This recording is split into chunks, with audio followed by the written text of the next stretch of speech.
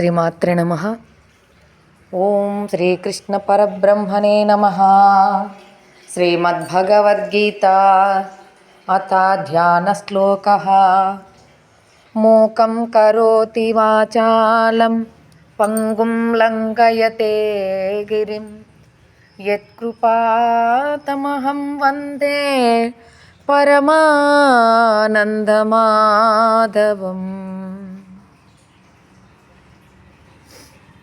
భగవంతుని యొక్క అనుగ్రహం ఉంటే మూగవాడు సైతము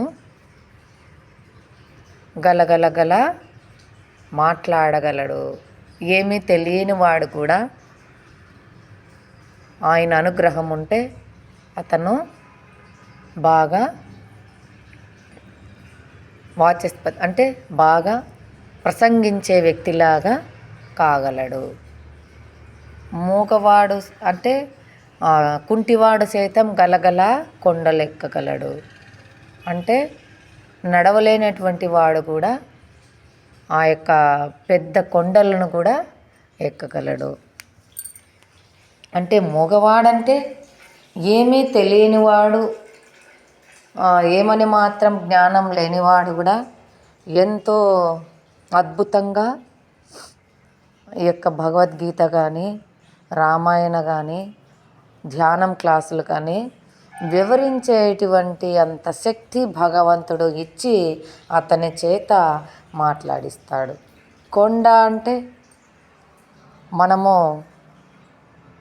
జీవిత ధ్యేయంలో మనము నడుస్తున్నటువంటి మార్గంలో ఎటువంటి ఉపద్రవాలు వచ్చినా, ఎంత పెద్ద ఇబ్బందులు వచ్చినా అవన్నీ కూడా ఈజీగా గబగబా కొండ ఎట్లా ఎక్కగలడో అలా వాటన్నింటినీ దాటగలడు. యత్కృపా తమహం వందే.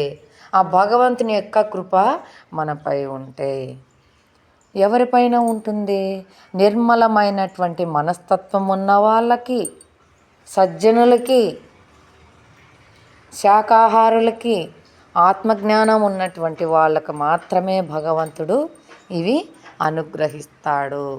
అటువంటి భగవంతునికి నేను నమస్కరిస్తున్నాను. ఇంత అద్భుతమైన శ్లోకం. శ్రీమాత్రే నమః.